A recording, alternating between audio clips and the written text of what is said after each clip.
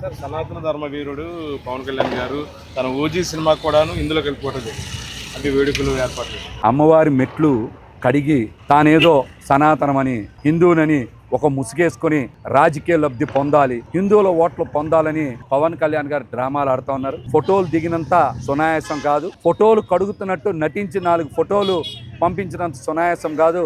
ఆలయాల భూములు, దేవుడి భూములు, దేవాలయాల్ని పరిరక్షించడం అంటే మీకు నిజంగా చిత్తశుద్ధి ఉంటే మీ ఓజీ ప్రీ రిలీజ్ ఫంక్షన్ గొల్లపూడిలో వెంకన్న స్వామికి చెందిన 40 ఎకరాల్లో చేసుకుంటున్నారా లేదా అనే దాని మీద మీరు సమాధానం చెప్పాలి. నిజంగా మీకు ఆలయ భూముల్ని పరిరక్షిస్తామన్నా, హిందూ ధర్మాన్ని పరిరక్షిస్తామని మీరు ప్రకటించిన వారాహి డిక్లరేషన్కి పవన్ కళ్యాణ్ గారు కట్టుబడి ఉన్నా వెంటనే మీ ఓజీ ప్రీ రిలీజ్ ఫంక్షన్ని గొడుగు వెంకన్న స్వామి చెందినటువంటి ఆలయ భూముల్లో విరమించుకోండి. అట్లాగే హైకోర్టు తీర్పు ఇచ్చిన విధంగా అక్కడ వ్యవసాయేతర భూమిగా మార్చినటువంటి వ్యవసాయ భూమిని తక్షణమే యథాస్థితికి తెచ్చి మరలా తిరిగి వ్యవసాయం జరిగేలాగా చర్యలు తీసుకోవాలని కూడా పవన్ కళ్యాణ్ గారిని డిమాండ్ చేస్తాం.